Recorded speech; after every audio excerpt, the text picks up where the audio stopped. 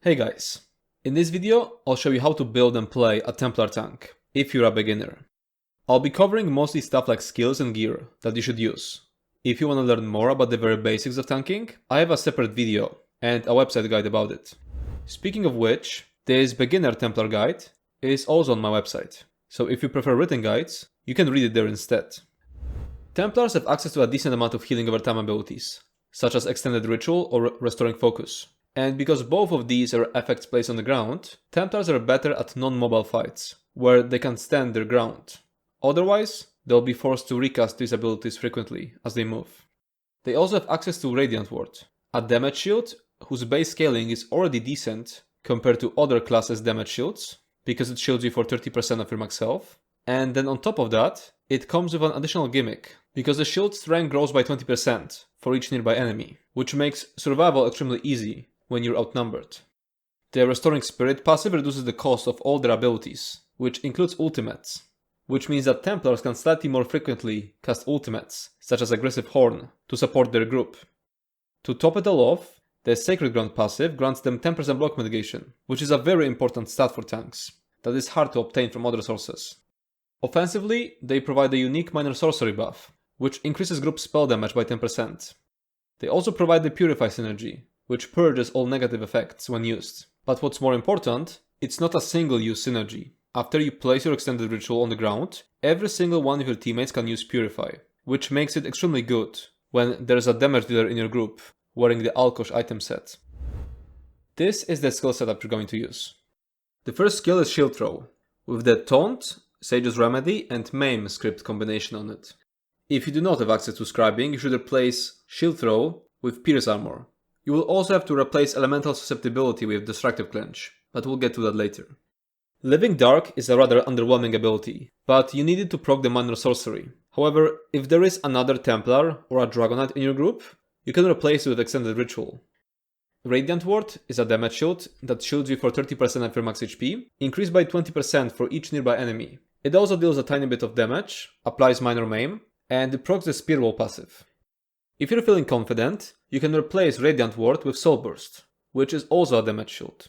It's slightly weaker than Radiant Ward, and doesn't provide minor protection through the Spear Wall passive, but it affects your allies, cleanses debuffs, and applies minor courage.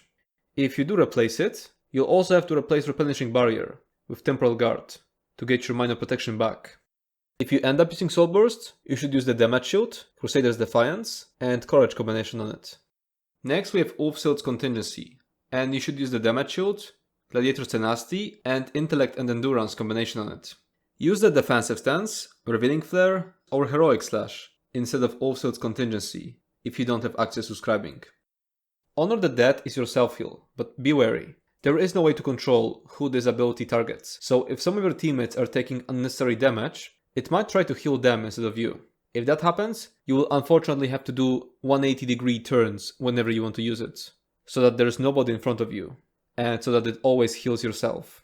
It can be a nuisance, but it also means that if you're surviving fine, you can deliberately use this skill on your teammates to help them survive. Replenishing Barrier is a great defensive ultimate if your team is struggling with survival, and it will also proc the Magicite passive, increasing your magic recovery by 10%. Restoring Focus is your source of major resolve, which increases your armor by almost 6000, and is a crucial buff for tanks. It will also restore your stamina, and heal you for 2.5% of your max health every second, increased to 7.5% while you're standing inside of the rune. Next skill is Wield Soul, and you should use the Pull, Druid's Resurgence, and Cowardice combination on it. If you do not have access to scribing, you should use Silver Leash instead. Elemental Susceptibility provides lots of very important debuffs. As I said at the beginning of the skill section, if you do not have access to scribing, you should replace it with Destructive Clench, so that you still have access to a Range Taunt with Major Maim. Elemental Blockade will constantly proc your Crusher enchant. Resolving Vigor is a very strong heal over time, and it also grants you access to a crucial minor resolve buff. The Aggressive Horn ultimate will grant you and your teammates a 10% maximum stamina and magicka buff for 30 seconds, which is roughly a 2.5% damage increase. It will also grant everyone a shorter 10-second Major Force buff, which increases critical damage by 20%, and is roughly an 8% damage increase. And last few things, as much as I'm trying to make it a single setup, there will be fights where you will just have to slot some situational stuff. You will have to slot Crushing Shock for fights that require ranged interrupts, such as Turvokun in Fagler Dungeon, or Ansul in Sanity's Edge Trial. And you'll have to slot Immovable for fights that require lots of block mitigation, such as Archdruid Devrik in Erdenroot Enclave Dungeon, or Zalvaka in Rogurov Trial. This is the crafted gear setup you can start with. You do not need to start with a crafted setup, and you can move on straight to the setup from dungeons, because normal difficulty dungeons are easy enough to clear while wearing random gear pieces you pick up from questing. This crafted setup is for people who are anxious about tanking, and need a stepping stone setup, even though it isn't really needed. Sets like Fortified Brass or Central Defender, though this one is from Overland, not crafted, can be better than Druid's Braid, but Druid's Braid has the benefit of not becoming mostly useless when you stop wearing 5 pieces of it. And it's important because I can't know what content you're going to farm first. Are you going to get a monster set first and replace head and shoulder slots? Or are you replacing weapons and jewelry first? With Druid's Braid, it doesn't matter, because it's slowly losing effectiveness piece by piece. The Druid's Braid shield will also stay relevant for you, even past your beginner phase. Now this is a starting setup you can get from dungeons. Turning Tide drops from normal or veteran Shipwright's Regret.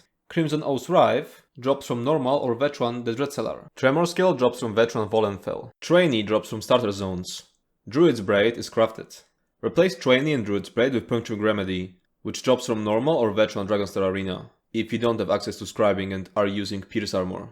Tri-stat enchants are better than single stat ones, but they're extremely expensive. And the reason I listed them here, but not in the crafted setup, is because Tremor Scale and Turning Tide will stay relevant past your beginner phase. So if you can afford Tri-stat enchants, you should go for it.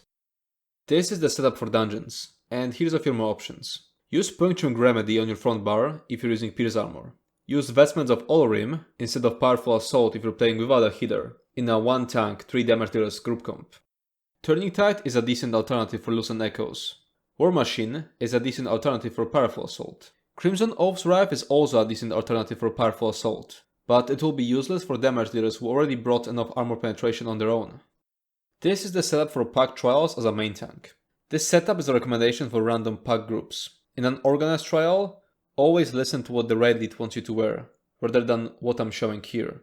Same as last time, use Puncturing Remedy on your front bar, if you're using Pierce Armor.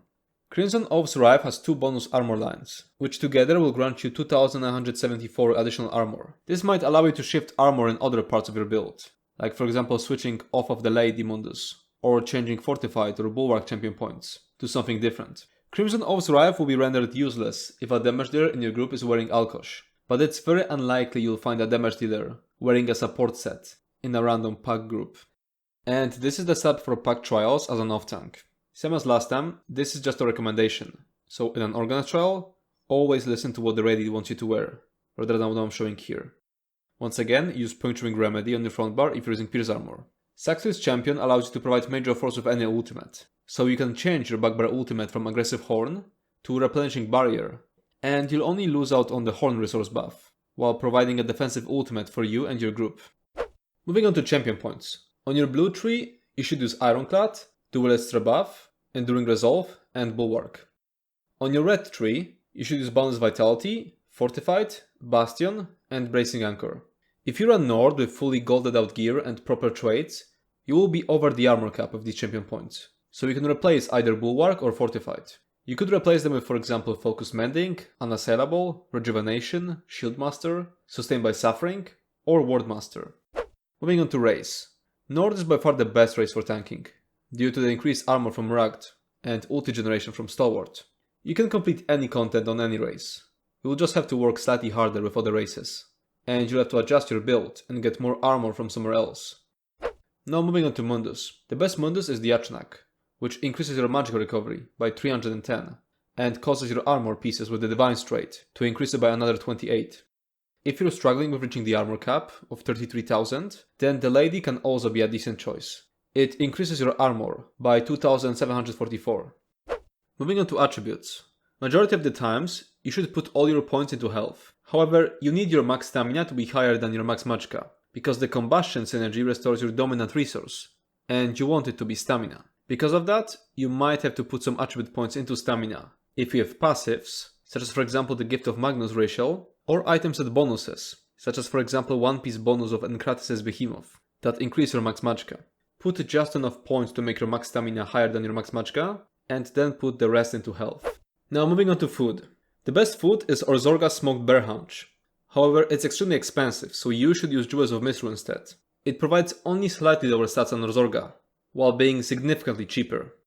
As for other useful foods, we have Orzorga's Red Frofgar, which provides more max health and magic recovery, at the cost of providing no stamina recovery at all. Stamina recovery doesn't work while blocking, so it can be a decent option if you're perma-blocking. Bewitched Sugar Skulls provides maximum resources instead of recoveries. It can be decent for fights where you need to block for a very long time during a very specific period, but the pressure is non-existent outside of that specific period, so you can recuperate stamina by heavy attacking freely, like for example Roxa the Warped boss in Balsunar dungeon. The increased maximum resources will also increase the scaling of some of your healing abilities, such as Resolving Vigor. And the last one is Candied Jester's Coin. Provides only max stamina and magic recovery. It can be decent when you want to reduce your max health during a specific phase of a fight. For example in Cloud Rest. You can eat it right as the execute phase starts, because maximum health becomes a detriment due to the Baneful Mark mechanic. Moving on to potions.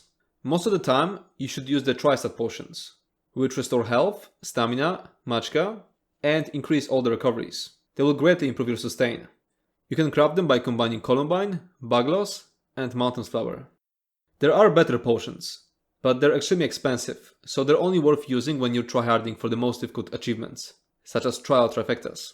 Heroism potions can provide 100% uptime on minor heroism buff, which generates ultimate, but they're extremely expensive because they're crafted by combining Dragonrium, Dragon's Blood, and Columbine. And that's it for this video. If you have any more questions, you can comment down below, or join our Discord server Wildheart.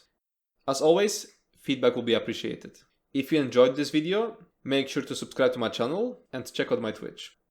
Thanks for watching and see you next time.